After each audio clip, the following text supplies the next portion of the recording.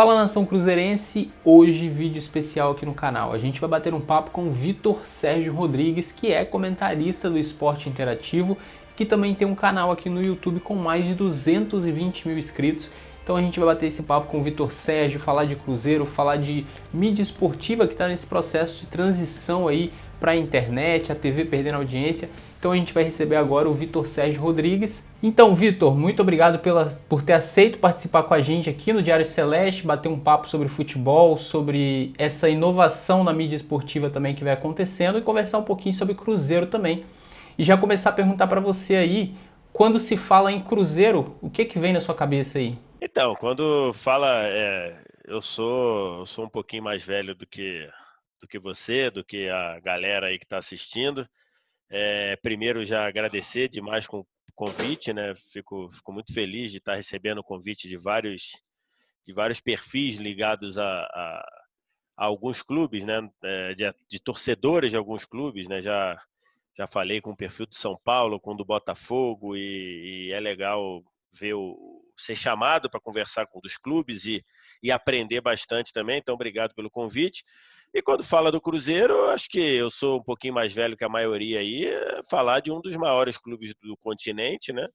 Um clube multicampeão, um clube dos principais do futebol brasileiro, um dos mais novos, né? Mas que tem muitas vitórias e que também, nesse momento, passando por um momento muito complicado e que ensina muito para outros clubes também, né? O que está acontecendo com o Cruzeiro, ele deveria servir de lição para muitos outros clubes, porque se isso acontece com um clube do tamanho do Cruzeiro, das glórias do Cruzeiro, da força econômica também do Cruzeiro, então ela pode acontecer com qualquer clube. Então acho que isso é uma lição também. Então, exatamente sobre esse assunto, você gravou um vídeo para o seu canal onde você citou que essa crise do Cruzeiro ensina os outros clubes do futebol brasileiro e ensina o O nome próprio do Cruzeiro, né? título, o título do vídeo era O que a crise do Cruzeiro ensina ao seu clube. Eu meio que já tinha falado mais ou menos isso quando do rebaixamento, né? Mas aí também, tipo assim, para não parecer que eu estou sendo oportunista com o rebaixamento, eu já vinha falando isso já há algum tempo, né? E aí no vídeo eu deixo isso claro. O Cruzeiro ele teve déficit em todos os anos da década, em todos os anos. Inclusive nos anos em que ele foi campeão brasileiro 2 vezes, que ele foi campeão da Copa do Brasil. O segundo ano que ele é campeão da Copa do Brasil, ele tem um prêmio de 70 milhões. O Cruzeiro é o primeiro campeão da Copa do Brasil com essa premiação. E mesmo assim ele fecha no déficit.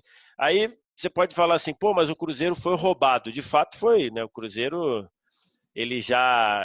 os outros clubes, enquanto a gente não tem nenhum indício policial, como é o caso do Cruzeiro, no Cruzeiro há inquérito, há tudo isso, você parte do princípio que os clubes são só incompetentes, né? Você parte do princípio que eles são eles apenas usam mal o dinheiro, ou que apenas eles são só irresponsáveis. Então, o Cruzeiro, você tem um caso que hoje você pode dizer, sem medo de tomar um processo, que no Cruzeiro houve roubo, né? Mas antes de a noção de que o Cruzeiro está sendo roubado, ele é mais da última administração, né? Você não tem nenhum caso de polícia envolvendo o Gilvan ou Uhum. envolvendo os Perrelas, né? Pelo menos até comprovado não tem nada no Ministério Público, não tem nada no coisa. Você pode dizer, pô, mas eu sei disso, eu sei daquilo. Sabe, então apresenta a prova, né? Uhum. Se você diz que sabe, apresenta a prova. Você chega lá e fala, ó, tá aqui, ó, fulano roubou, tá aqui por causa disso. Ou então a gente tem que trabalhar. Agora, o Cruzeiro ele já vem sendo administrado no risco, vamos dizer assim, a década inteira, né? Porque se você tem 10 anos da década e o Cruzeiro deu prejuízo em todos, tá claro que antes mesmo do Cruzeiro ser roubado, ele já estava trabalhando muito no limite da responsabilidade. Então, esse é um ponto importante para ser trabalhado também. É, tanto é que essa dívida que o Cruzeiro perdeu 6 pontos aí, né? Essas dívidas são dívidas das gestões anteriores à do Wagner ainda, não é, Perfeito. não é nem do Wagner. É, O Cruzeiro, como muitos o times do. Cruzeiro. Não, pode falar. Vai lá, vai lá. Não, o Cruzeiro, como muitos times do Brasil, está muito endividado, todo ano fecha negativo. E, como disse, não é o mérito do Cruzeiro, isso acontece com muitos times. O Cruzeiro nos últimos anos ganhou aí 2 títulos brasileiros, 2 Copas do Brasil e acabou se endividando ainda mais. Parece que no futebol brasileiro há uma supervalorização e é quase impossível, né, você ganhar sem fechar o ano negativo. Você acha que acontece isso? Está acontecendo uma supervalorização no futebol brasileiro em questão de salário, de transferência? Então, é porque o futebol brasileiro, em via de regra, ele viveu é, durante todo o seu tempo, a partir do momento que começou o profissionalismo, o futebol brasileiro ele viveu numa relação é, meio canalha, assim, de dizer, os clubes devem, mas os clubes, como são sociedades sem fins lucrativos, e que é até uma coisa engraçada, né? Tem clube aí que tem receita de 600, 700 milhões por ano. E aí você diz que você enquadra ele como sem fim lucrativo. E aí, por isso, você deixa o clube acumular dívida. Coisa que uma empresa qualquer já teria fechado. Coisa que se fosse com a gente, se fosse com a nossa vida financeira, nós já teríamos perdido tudo, nós já teríamos perdido casa, carro, tudo isso. Os clubes vão empurrando com a barriga, porque são sem fim lucrativo. Então isso é histórico no futebol brasileiro, tá? Então você pode falar assim, pô, mas o Cruzeiro, estão pegando o Cruzeiro para Cristo. De fato, é verdade que isso foi assim historicamente, desde que o futebol saiu do amadorismo para o profissional lá na década de 30 e por aí vai. Então isso daí é uma coisa que sempre aconteceu. A diferença é que neste momento você tem, ou pelo menos você caminhava para isso, agora com a pandemia eu não sei o que vai acontecer, você caminhava para situações de controle desse cenário caótico. Então você começou a ver, primeiro, internacionalmente, você começou a não poder mais dever, porque senão o clube entra na FIFA e você perde ponto, você é rebaixado. E o Cruzeiro está aí, já perdeu 6 pontos, não tem como recuperar, está batalhando aí para se organizar para não perder mais 6 ou para não ser rebaixado direto. Então essa é uma realidade. E a outra é que internamente você começou também a mudar as formas de controle. Então a CBF caminhava para fazer um fair play financeiro. O que é o fair play financeiro? É você limitar o número, a quantidade de déficit que você pode ter num período de 3 anos, que é o período de análise, e também limitar, impedir que entre dinheiro na conta do seu clube, dinheiro ou de origem duvidosa ou de sheiks, de milionários aí que botem dinheiro no clube. Então isso é o fair play financeiro, né? Você estava começando agora com a pandemia, não sei o que vão fazer e tudo. Você que teve um endurecimento de penhoras, coisa que não acontecia. Então começou a ter penhora. Quem tinha dinheiro a receber entrava na justiça e pedia penhora e tudo. Então você começou a ter medidas de controle que não existiam. Então aí você pode dizer assim, pô, mas tem em Minas Gerais eu sei que é uma coisa que falam muito. Pô, vocês falam agora porque é com o Cruzeiro, mas quando quem devia era o Flamengo, quando quem devia era o Palmeiras, quando quem devia eram outros clubes, vocês não falavam. Não é isso. É que naquele tempo as medidas de controle não eram as que tinham hoje. Você entendeu? Então, não tem nenhuma dúvida que o Flamengo, só para citar um clube, não tem dúvida que o Flamengo passou décadas se lixando para planilha de custos e receitas. É verdade. Isso daí isso é verdade. Só que naquela época as medidas de controle eram outras. Então, não sei se é sorte, não sei se é falta de sorte. No momento em que o Cruzeiro ficou numa situação insustentável, é no momento em que as medidas de controle são muito maiores do que eram na década de 90. Você entendeu? Então, esse é o ponto aí da situação do Cruzeiro. E não é só o Cruzeiro, né? Porque tirando o déficit de 2019, que o do Cruzeiro foi quase 300 milhões de reais, né? Ou seja, o Cruzeiro em 2019 gastou mais do que arrecadou em 300 milhões de reais. O maior déficit do Cruzeiro tinha sido 74 milhões em 2018, perfeito? Sim. O déficit do São Paulo foi 156. O déficit do Corinthians foi 177. Porra, então você não precisa ser gênio para dizer que tem muita coisa errada em outros clubes também, né? Então, é só esse o ponto que eu tô querendo dizer. O Cruzeiro você tem a situação de caso de polícia, certo? Então, você tem pessoas ali que roubaram deliberadamente o Cruzeiro. Como o Cruzeiro vai fazer para recuperar esse dinheiro, se vai processar as pessoas, se vai tentar pegar a casa, aí tem que ver o que o Cruzeiro vai fazer. E você tem o caso que o Cruzeiro ficou numa situação insustentável no momento em que as medidas de controle são muito maiores do que jamais foram no futebol brasileiro. Então aí é o problema perfeito, né? Você chegou até a citar agora no finalzinho de sua fala essa questão de recuperar os bens, né, o Cruzeiro. A gente vive no Brasil, a gente sabe que poucas leis aqui são cumpridas, né? A gente sabe que poucas pessoas são presas de verdade aqui. No dia da eleição do Cruzeiro, agora no último dia 21, o Ministério Público fez uma postagem no Twitter dizendo que já identificou crimes no Cruzeiro, falsificação de documentos, entre outros aí. Você acredita que de alguma forma essas pessoas podem ser presas, a gente estando no Brasil e talvez o Cruzeiro conseguindo recuperar um dinheiro que a gente também sabe que é difícil, porque muitas vezes eles usam laranja, a gente não sabe nem mais onde está esse dinheiro, né? É, é uma situação complicada, né, cara? Você tem um. Não é o tema que a gente vai falar aqui, mas recentemente o Supremo Tribunal Federal impediu condenação em segunda instância, salvo em casos de bandidos que colocam em risco, né, a sociedade do ponto de vista de estupradores, traficantes. Então, né, o crime do colarinho branco, ou o crime de desvio de dinheiro de um clube, não vai deixar ninguém preso até o transitado em julgado, ou seja, até não haver mais nenhum tipo de recurso. Então vamos supor que você pegue qualquer um desses daí que estão sendo acusados de desviar dinheiro do Cruzeiro. O cara é condenado em primeira instância, não vai preso. Condenado em segunda instância, não vai preso. Condenado em terceira instância, no Superior Tribunal, no Superior Tribunal de Justiça, não vai preso. Aí, se caso cair no Supremo Tribunal Federal, aí depois disso tudo, que se o cara for condenado, vai.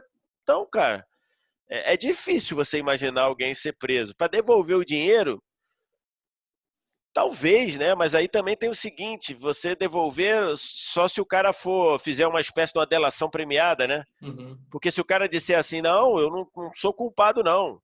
Eu vou recorrer, eu acho que eu sou culpado. Então, como é que alguém vai fazer um arresto nos bens do cara antes do transitado em julgado? É uma situação muito complicada, né, cara? Assim, é uma situação. A não ser que alguém diga assim, de fato, eu desviei tanto dinheiro na negociação tal, desviei tanto da premiação. Então, né? Porque se você for pegar ali do fim de 2018 até o início de 2019, o Cruzeiro recebeu 70 milhões da premiação da Copa do Brasil, mais quase 60, que não foi pago tudo, né? Foi Uhum. pago além, mas ele recebeu 100 milhões ali entre a premiação da Copa do Brasil e metade do Arrascaeta, né? Que foi vendido. 100 milhões de reais, cara. Sim. Cadê esse dinheiro? Cadê esse dinheiro? Para onde foi esse dinheiro? O que foi feito com esse dinheiro? Então, é uma situação muito complicada. E fora as dívidas que ficaram, né? Dívida pendurada da compra do Rodriguinho, dívida com o Fred aí, que não sei quando vai pagar, o valor lá dos 10 milhões do Do Atlético Atlético. por causa do Fred. Então você tem uma série de situações aí que é uma situação complicada. Agora, se eu acredito que alguém vai preso por isso, eu queria acreditar, cara, mas eu não acredito não. Acho que do jeito que as coisas estão, no ordenamento jurídico do futebol brasileiro, eu acho bem difícil alguém ser preso pelo que fizeram com o Cruzeiro. E a gente falando aí de supervalorização dos jogadores que acabam gerando um custo enorme para o Cruzeiro. Você falou o caso do Fred. A ação do Fred na justiça com o Cruzeiro gira em torno de 75 milhões de reais, até mais que isso. E aí tem Mais que a premiação. premiação da Copa do Brasil. Sim, tem premiação. Só para ter ideia, só do Campeonato Mineiro, que ele foi campeão e foi artilheiro, é 800 mil reais. É quase mais do que a premiação do campeonato em si, né? Então, estão prometendo muito para o jogador, sendo que não pode cumprir, né? Acaba acontecendo isso. Então, essa é uma outra parte, assim, que até estava na resposta anterior, acabou que eu me estendi um pouco, eu não falei. Sem dúvida alguma, é, você não pode legalmente, né? Você não pode legalmente, vamos supor, os clubes se reunirem e fazerem um trato de não pagar mais do que tanto para um jogador, porque isso você seria o equivalente a você formar um cartel, né? E isso é proibido pelas leis e também é punido pelas leis trabalhistas e tudo mais, além das leis se eu não me engano, do Código Civil. Então, você não pode fazer isso. Né? Então, você tem uma coisa ali. Além disso, do jeito que o futebol do futebol brasileiro, né, que é um clube querendo passar a perna no outro, era capaz, mesmo que se pudesse, eles se reunissem e falassem, não vou dar para você... No meu clube ninguém ganha mais de 200. Aí todo mundo aí, alguns fazem, o outro vai pagar 500 e para poder pegar os principais e tudo mais. Então, é uma coisa inexequível de se fazer. Mas está muito claro que nesses patamares o futebol brasileiro é insustentável. Assim, não, eu não sou especialista em finanças, eu tenho muito cuidado em falar, né? Então, para não falar bobagem, mas estou longe de ser um especialista. Agora, não precisa ser, você vê, né? Que com folha, com o pessoal ganhando 600, 700 mil, não estou nem falando 1 milhão. Né? Você tem, por exemplo, o caso do Flamengo, que hoje está com uma receita excelente e tudo, alguns ganhando ali na casa de 1 milhão. Não estou nem falando isso, estou falando na média dos times brasileiros, você não tem como pagar 500, 600 mil para jogador. Você não pode ter, na média do futebol brasileiro, folha salarial de jogo de time de futebol ganhando 8, 9, 10 milhões por mês. Não pode. Porque tá claro isso aí, né? E a gente está falando de um time que, repito, nesta década, o time ganhou 2 campeonatos brasileiros e 2 Copas do Brasil. Sim. Além de vários campeonatos estaduais. Então, imagina o time que não ganhou nada nesse ano. Como é que tá? Tem time que tá, como a gente citou, não é um caso exclusivo do Cruzeiro, mas que vem aí remoendo há anos já. E aí, exatamente nesse ponto de supervalorização, a gente tem aí as categorias de base, né? Como, por exemplo, no Cruzeiro, todo ano surge jogador, o jogador começa jogando bem, depois desaparece, e a gente sabe que o salário do cara ali na base já dá para ele viver o resto da vida dele, muitas das vezes, sem precisar trabalhar, né? Você acha que esse processo aí de supervalorização dos atletas acaba atrapalhando aí que não sai mais craques do futebol brasileiro? Então, acho que sair craque, acho que até sai. Agora, a questão você tem ali hoje do jeito que faz O pessoal critica muito a Lei Pelé, né? Mas, na verdade, não é a Lei Pelé, é a lei que a FIFA usa, né? Porque se você for lá no exterior, é a mesma coisa. O processo é a mesma coisa. Talvez você possa fazer um ajuste lá do primeiro contrato, em vez de 3, poder ser de 5 anos, né? Porque você assina o primeiro contrato com um jogador de 16, e aí você pode daqui, quando ele fizer 19, ou depois de 18, ele pode sair, porque já fez o primeiro contrato e tudo. Talvez você possa fazer alguns ajustes ali. Eu não acho que seja problema fazer ajuste, não, mas hoje os clubes eles precisam muito de alguém na divisão de base que tenha um acerto muito grande exatamente na hora de... Você está vindo todo mundo lá, né? 13, 15, 17 ali. No sub-17, você já olha ali, você já vê, né? Ó, acho que esse aqui vai dar jogador, acho que esse aqui não e tudo. Então ali você vai fazendo alguns cortes ao longo dessa trajetória.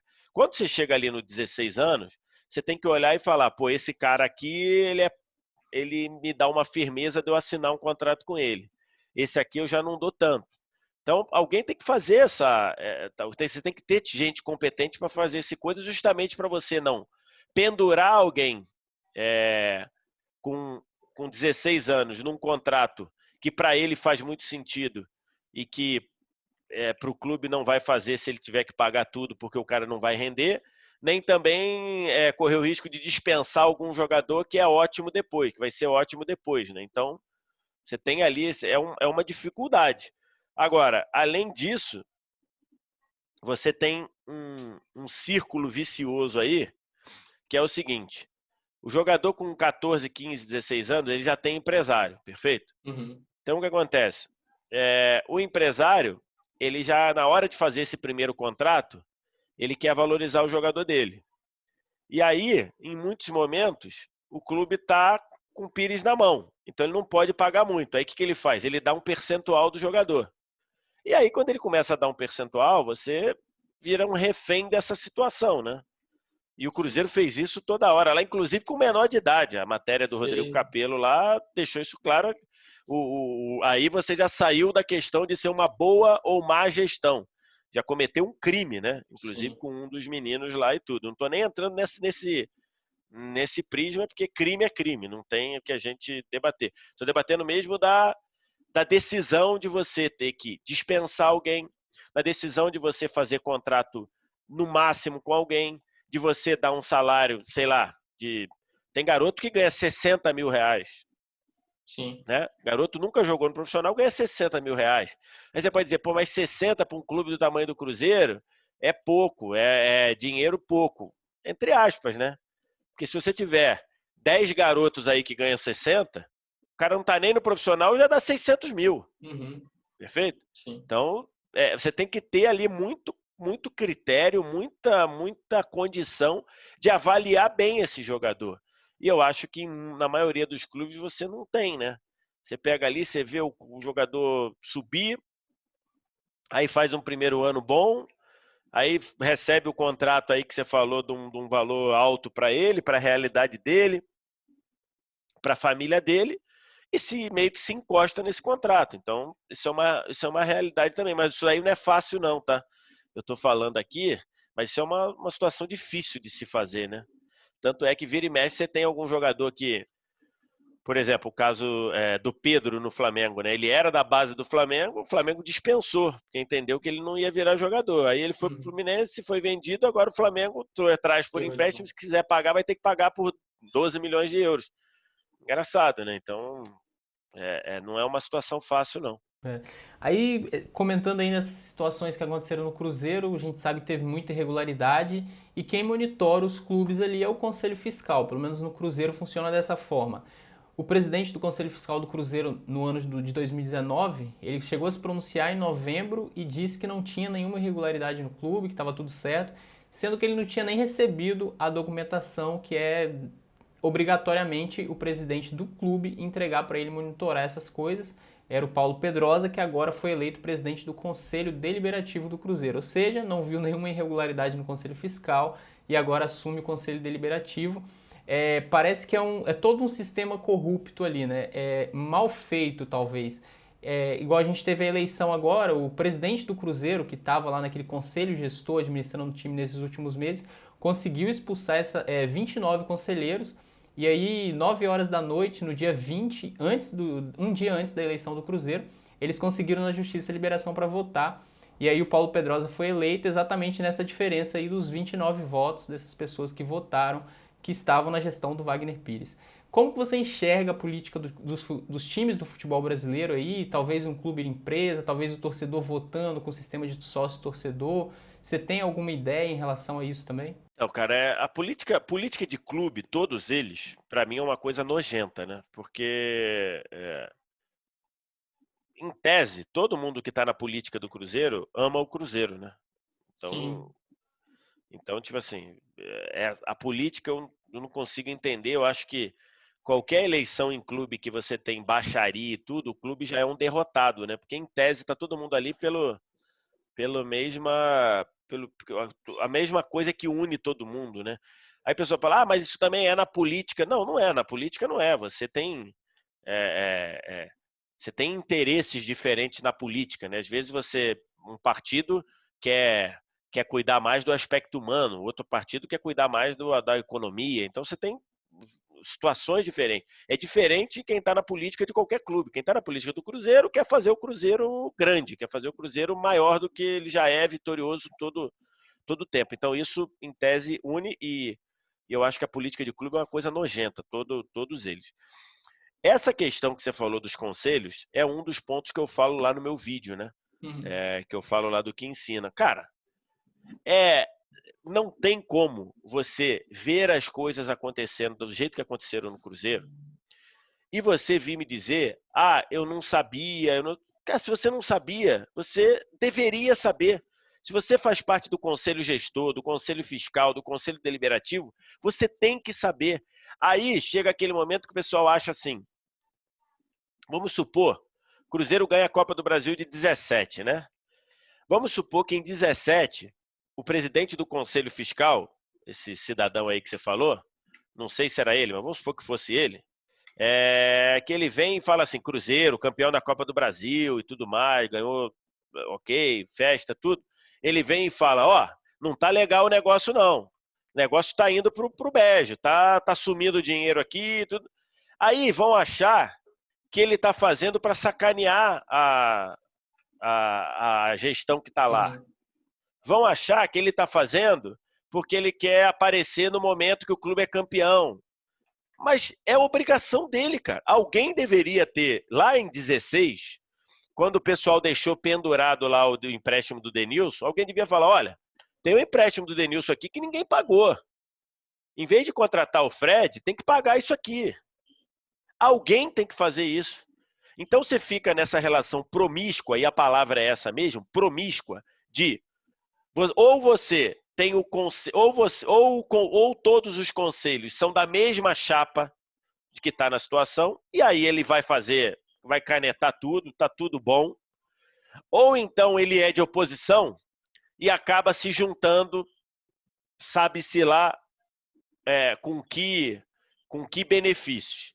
É esse o cenário em qualquer clube, cara.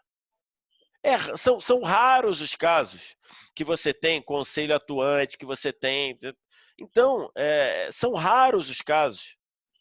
Então, do jeito que o Cruzeiro fez, é um exemplo claro do que você não pode fazer. Você não pode ter um negócio chamado Conselho Fiscal. E o Conselho Fiscal vê o Cruzeiro ter déficits em todos os anos da década. E o Conselho Fiscal não sinalizar nada. Aprovar todas as contas. Certo? Tem clube devendo 150 milhões num ano. As contas, quer apostar que as contas vão ser aprovadas? Uhum. Então, cara, isso daí é porque você fica aquela sensação, o que é de todo mundo não é de ninguém. Uhum. Que é um pouco daquela minha primeira resposta lá que eu falei, dos clubes e tudo, do modelo de clube, de clube societário que não tem fins lucrativos e por isso não pode falir, não pode. O pensamento desses clubes não é meu, é de todo mundo. Então, se é de todo mundo, você pode meter o pau. Não, então, aí pensando exatamente nisso que você falou aí, da política que não vem funcionando, né? Não, é igual no Cruzeiro agora, o clube está na pior situação que já teve em toda a história, e mesmo assim, os conselheiros eles não conseguiram ali se unir para formar uma única chapa para concorrer com o Pedrosa, que seria aliado ao Wagner Pires. Então, a gente teve 3 chapas ali concorrendo com o Pedrosa, que acabaram perdendo votos ali, né? Em vez de unir. Você enxerga ali que talvez o clube empresa seria a melhor opção para os times brasileiros? Você apoia essa ideia ou você acha que não? Cara, o clube empresa, eu tenho. Na década passada, você tinha muito clube. Década passada ali, quando começaram a cair seguidamente, sempre clubes de grande torcida, né? Porque caiu, sei lá, Botafogo e Palmeiras caíram em 2002, aí depois caiu o Grêmio, caiu o Atlético, caiu o Vasco, caiu o Corinthians e tudo mais. As pessoas começaram a dizer assim, não, é bom cair porque cair conserta o clube. E eu sempre falei que era uma grande bobagem dizer que cair, você tem que cair para consertar o clube. Não necessariamente. Né? Então, tanto é que alguns desses caíram mais de uma vez, ou alguns desses caíram uma vez e não mudaram drasticamente. Você tem o Inter que quase caiu em 2002, se livrou na última rodada e não precisou cair para se consertar, entre aspas. Depois ganhou Libertadores 2 vezes, ganhou o Campeonato Mundial e tudo. E depois, quando parecia que ele estava todo consertado, caiu de novo por causa de uma administração tenebrosa. Outra também que tem, inclusive, indícios de crime lá no Rio Grande do Sul. Então, eu sempre falei que era uma grande bobagem dizer o time tem que cair para se consertar. Eu falei, não, você pode se consertar sem cair. Não é obrigatório. E o clube empresa, eu penso a mesma coisa. Eu acho que é bom você ter clube empresa, mas você não precisa ser clube empresa para você fazer as coisas direito. Perfeito? Uhum. Então, Eu acho isso bem assim, bem claro. Você fala assim, o Cruzeiro vai virar clube empresa. Não necessariamente, ao virar clube empresa, o Cruzeiro vai ter todos os seus problemas resolvidos. Porque se ele continuar com as mesmas práticas que levaram ele na situação que está, ele pode ser empresa, ele pode ser sociedade, que vai dar tudo no mesmo. Se for empresa, é pior ainda, né?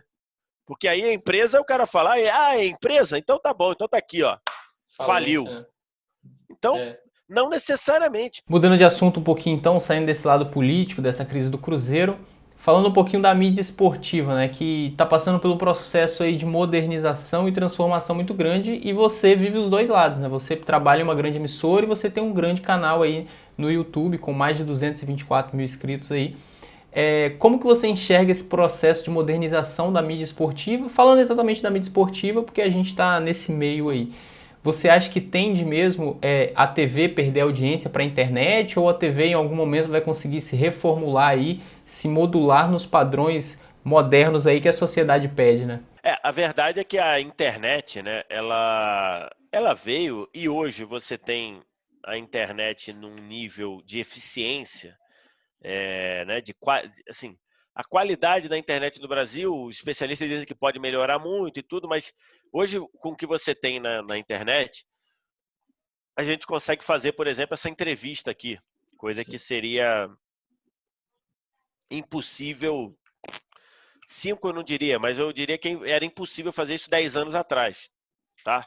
Uhum. Então, lógico que a internet, ela mudou muito a forma de conteúdo, a forma de consumo de conteúdo, perfeito? E se mudou a forma de conteúdo, a forma de consumo, mudou também a forma de produção. Então, hoje, do mesmo jeito que a internet te permite consumir o conteúdo que você quer, na hora que você quer, do jeito que você quer, ela também facilitou muito a produção de conteúdo. Então, só para a gente entender, antigamente você dependia dos grandes veículos para produzir conteúdo. Se você queria ter um programa de televisão, você precisava da televisão. Se você queria ter uma coluna de jornal, você precisava do jornal. Se você queria ter um, um quadro num programa de rádio, você precisava da estação de rádio. Né? Hoje você não precisa de nada disso. Você quer ter um programa de televisão, né? Logicamente com limitações e tudo, você pode fazer um programa de televisão hoje no YouTube. Você Uhum. quer ter um programa de rádio, você pode fazer um podcast, né? E normal. Você quer escrever sua coluna, você pode fazer um seu blog. Então mudou isso. Então, logicamente que a internet ela deu uma liberdade para o produtor de conteúdo, né? Então, eu sempre falo isso, quando eu trabalhava no Lance, ali no meio da década passada, o Juca Kfouri foi lá fazer uma palestra e ele dizia, pô, isso foi no meio da década passada, então ele dizia, 10 anos atrás, mais ou menos no início da década de 90, eu recebia, eu recebia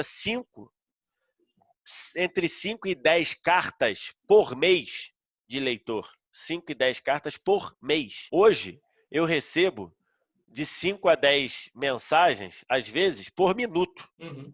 pelo Twitter. Então, é totalmente diferente. Então, acho que respondendo a sua pergunta, a forma de consumo e de produção de conteúdo mudou. Isso é bom para qualquer um. Hoje, alguém que quer ser jornalista, alguém que quer trabalhar com esse tipo de coisa, ele não necessariamente precisa de um grande veículo para ele trabalhar. Você tem grandes jornalistas que vivem apenas do YouTube, ou que trabalham só no YouTube, ou trabalham só no seu blog, ou só no seu podcast. Então, é um ponto. E em relação a consumo, sim. Em relação à TV, sim. A TV está perdendo audiência para os outros, para os meios digitais aí. Mas, do mesmo jeito que lá nos anos 70 diziam que a TV ia acabar com o rádio, e não acabou e não vai acabar, a internet também não vai acabar com a TV, né? Mas você vai precisar ali, mas vai ter ali talvez um freio de arrumação para você entender ali os tamanhos que podem ter. Então, por exemplo, há pouco tempo você tinha ali, sei lá, enquanto ainda tinha os canais do esporte interativo, você tinha 2, 6, 9, 10, 7, 10. Você tinha 10 canais de esportes. Uhum.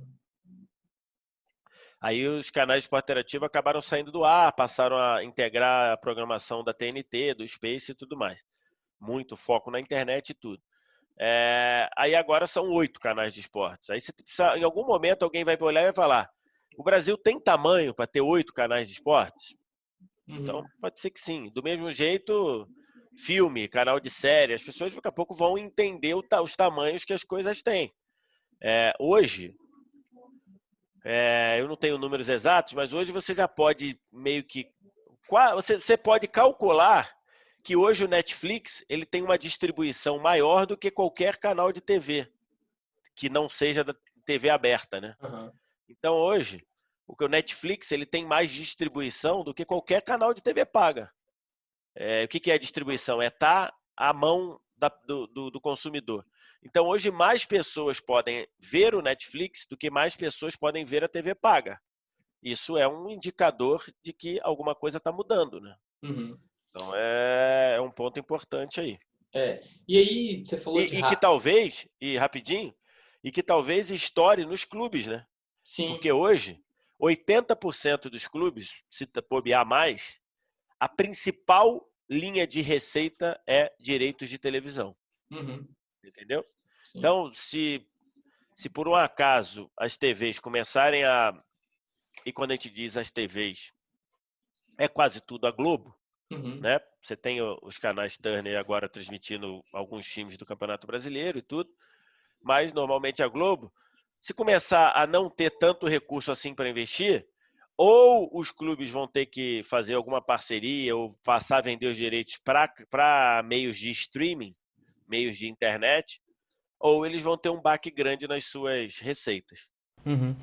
E ainda falando desse processo de renovação aí, e tem algo que é muito curioso, né? Porque a gente tem aí hoje os canais, os setoristas no YouTube aí cobre cada time. Por exemplo, eu, torcedor do Cruzeiro, antigamente queria ver notícias do Cruzeiro, ligava num programa esportivo, ficava horas e horas para assistir poucos minutos ali falando do Cruzeiro, né? Hoje em dia você pode acessar o YouTube ali e assistir 20, 30 minutos só de conteúdo do Cruzeiro.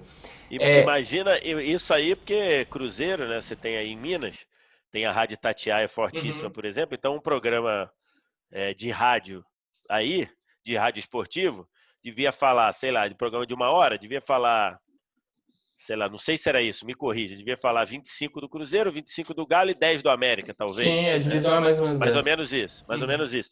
Então, você tá lá, então você ficava e falava, pô, beleza, 25 minutos do Cruzeiro. Imagina no Rio e em São Paulo, né? Que você tem ali tudo dividido, né? Então você tem Sim. 4 clubes de... Então, de fato, você, às vezes, isso aí acontecia comigo, né? Todo mundo sabe que eu torço pro Flamengo, né? E eu ficava ouvindo. É porque eu também era muito vidrado em tudo, então eu ouvia o programa para ouvir de todos os clubes. Mas tem muito torcedor que queria ouvir só o dele, né? Então, e aí ficava às vezes, então ficava ali para ver um programa de 1 hora para ouvir falar do time dele, sei lá, 8 minutos, se falasse. É uma coisa que a internet e os meios digitais também te possibilitaram, né? O especialista, a especialização. Sim.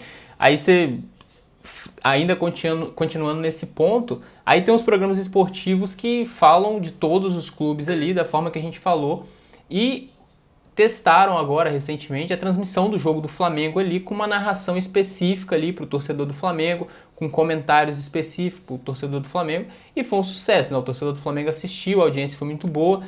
Você enxerga também os programas esportivos e as transmissões talvez mudando ali, talvez a gente... Um exemplo, tá jogando Cruzeiro e Flamengo, a gente tendo 2 transmissões ali, uma pro torcedor cruzeirense, uma pro torcedor do Flamengo? Então, cara, não sei se eu acompanho muito esportes americanos, né? Acompanho o NBA, acompanho o NFL e tudo, acompanho um pouco do hockey também. Isso é muito comum nos Estados Unidos, né? Então, por exemplo, estão jogando lá Boston Celtics e Los Angeles Lakers. Inclusive, isso você consegue ver aqui no Brasil, né?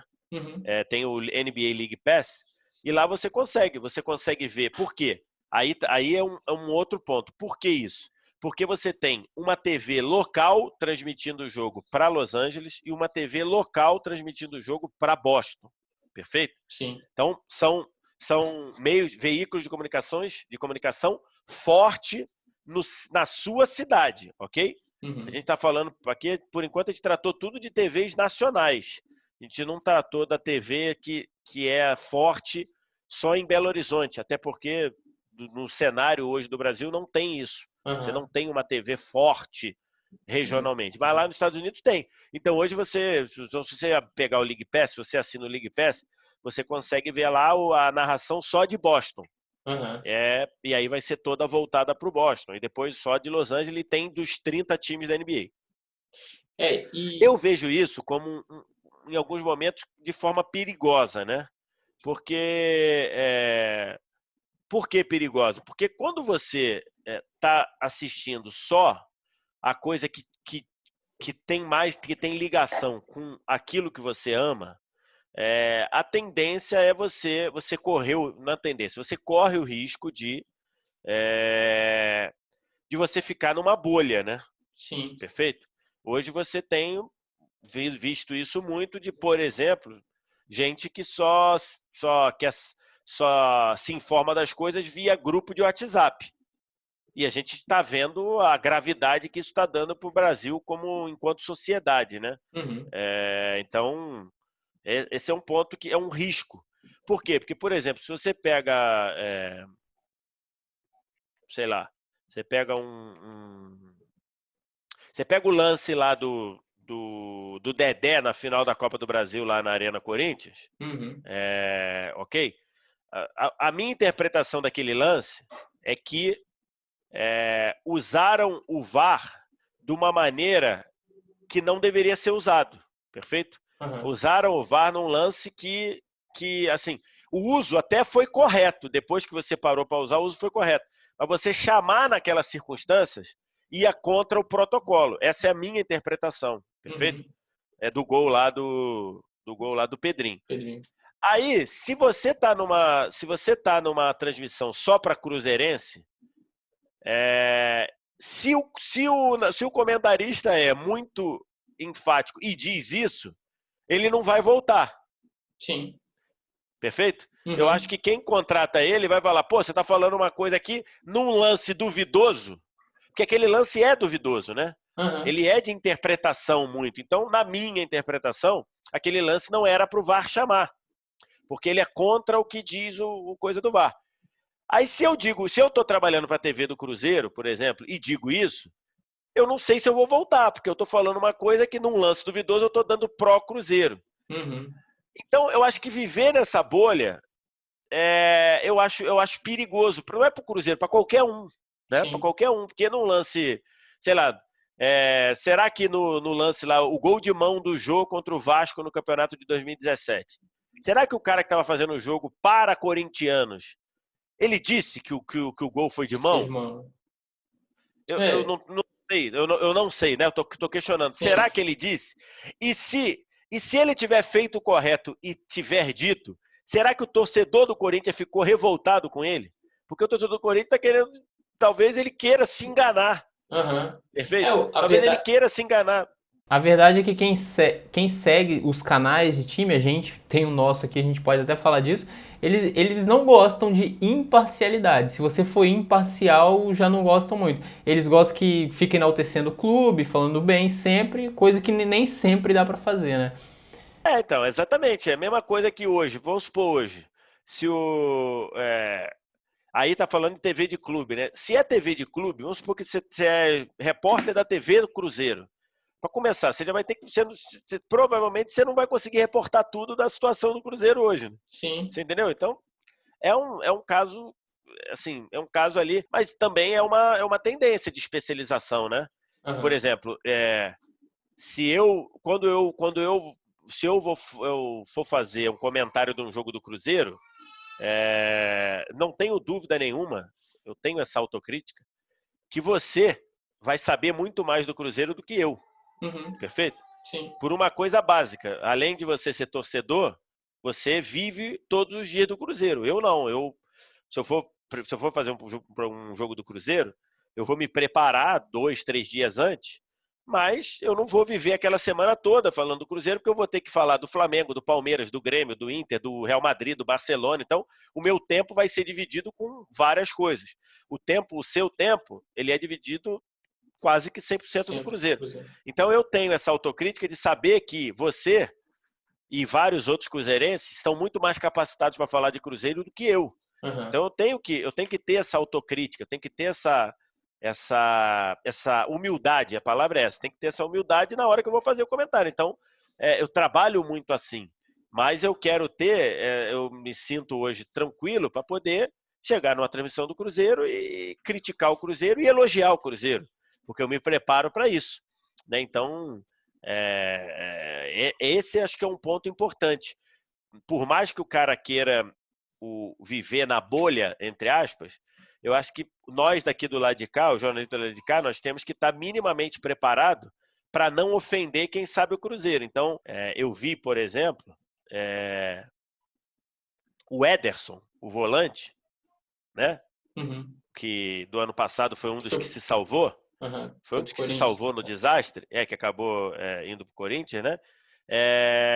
Eu vi colegas que, assim, no auge da crise do Cruzeiro lá, falar mal do Ederson. Uhum. Provavelmente porque era o cara que talvez ele menos conhecesse. Sim. Você olhava ali, Thiago Neves, Dedé e tudo, então vai lá, pô, Ederson. Aí o cara desceu o cacete no Ederson. Eu imagino, o torcedor do Cruzeiro deve falar, pô, esse cara não tem noção do que ele tá falando. Sim. O Ederson é quem tá se salvando. Então, só para dar um exemplo assim, que nós aqui do lado de cá devemos fazer o nosso trabalho minimamente bem feito para não gerar esse tipo de coisa que ofende o torcedor que acompanha um pouquinho o time.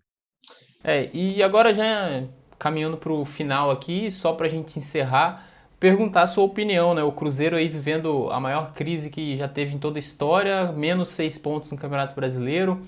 Vai ser uma luta muito grande para conseguir o acesso para a Série A, né? O Cruzeiro conseguiu aí a permanência de alguns jogadores, que vai ser importante, a chegada do Marcelo Moreno, chegou o Regis também. Como que você vê esse ano de 2020 do Cruzeiro? Você acredita que o Cruzeiro consegue o acesso já nesse ano? Eu acho que o Cruzeiro vai ter que batalhar mais. E também depois do acesso, você acredita que o processo de reconstrução do Cruzeiro para conseguir voltar a brigar por títulos vai demorar muito?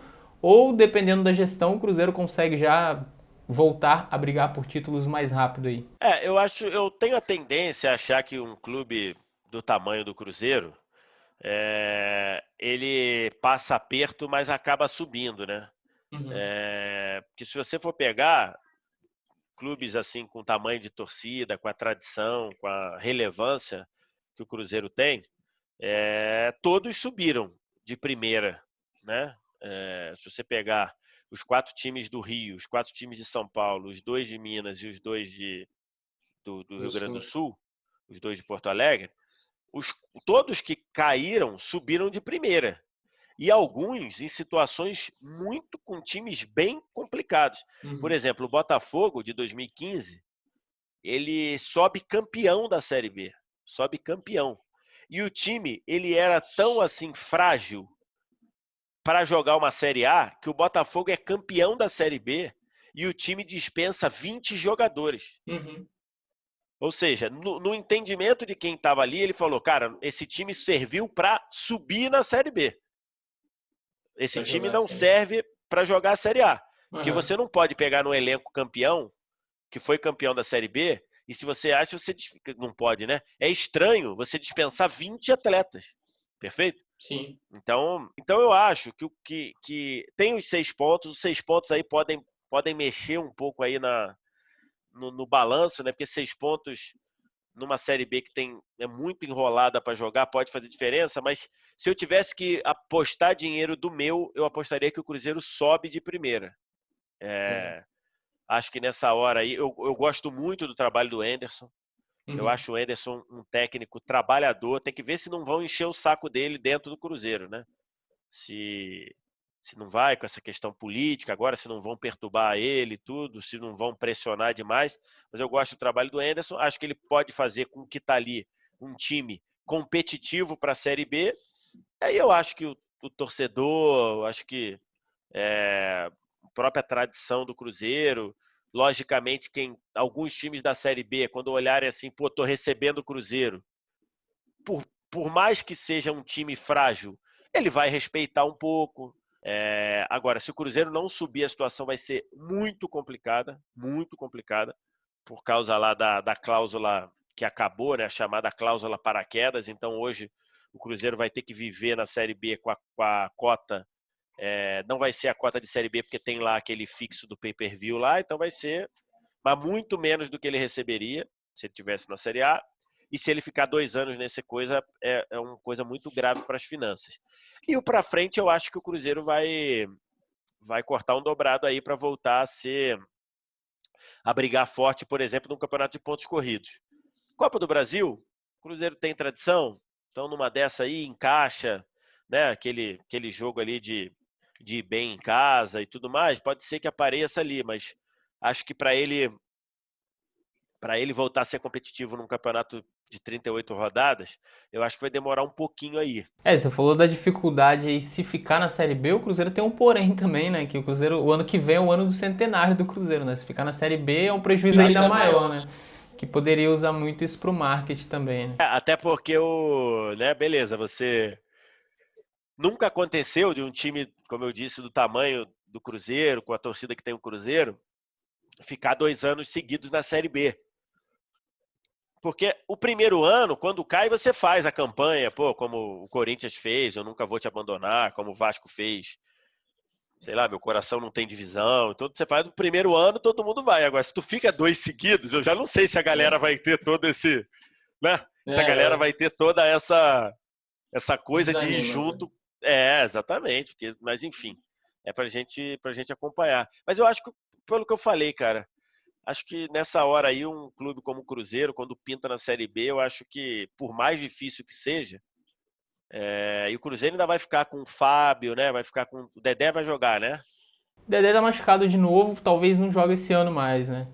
Não joga esse ano mais, É, é tem mais, verdade. Então, mas assim, de jogadores ficou o experientes. Fábio, ficou o Marcelo Moreno, tem um lastro, o Jean chegou, né? Acho que é um jogador que ainda pode dar um caldo. De experiência tem o O Léo, Léo, né? O Léo também. o Edilson ficou também, o Robinho tá É, lá. Então, exatamente. Então tem alguns jogadores que já jogaram bola, se né?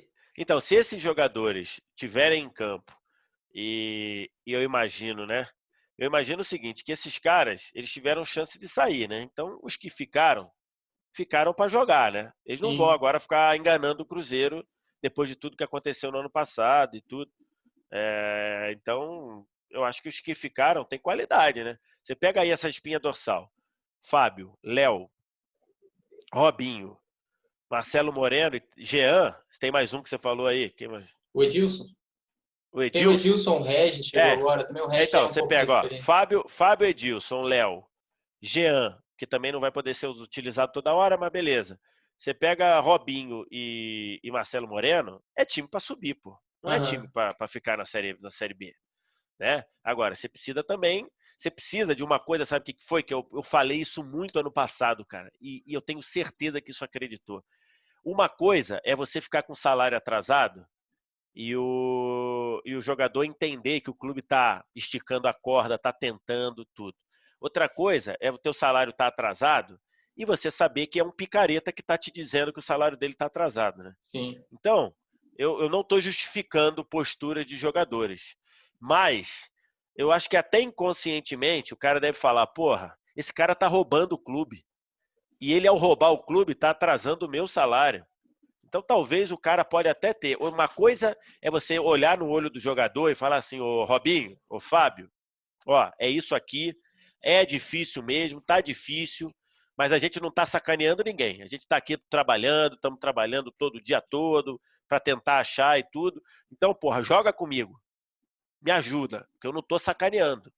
Isso é uma coisa. Outra coisa é o cara chegar para um Itaí Machado e ele vir contar historinha no ouvido do jogador. Então, eu acho que são coisas diferentes. Eu acho que vai depender muito desse olho no olho, dessa direção do Cruzeiro olhar no olho do jogador e falar, não estamos de sacanagem. Sim. E eu acho que isso faz uma diferença. Pelo menos em primeiro momento, o presidente do Cruzeiro está demonstrando ali um bom caráter, né? Fez até uma live hoje. Ele fez uma entrevista com a Aline Nastari aqui no Esporte Interativo, uma boa entrevista, ele tem falado muito. Então, é isso, cara. Já na situação ruim já tá. Agora você tem que olhar no olho dos caras e mostrar que ninguém tá de sacanagem ali. Não, tranquilo. A gente fica na torcida para ver se o Cruzeiro consegue retornar aí no ano de 2021 para a Série A do Campeonato Brasileiro.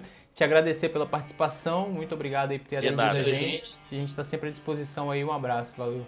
Valeu, obrigado pelo convite aí, uma honra, precisando é só chamar. Então esse foi o nosso bate-papo com o Vitor Sérgio. Se você gostou, não esqueça de se inscrever no canal, deixar o gostei no vídeo, que isso ajuda a gente muito, e também participar nos comentários, deixando aí a sua sugestão para a gente convidar aqui para participar de um bate-papo com a gente, beleza? A gente já gravou outros bate-papos também, você pode acessar o nosso canal e assistir todos. Então se inscreva no canal e até a próxima.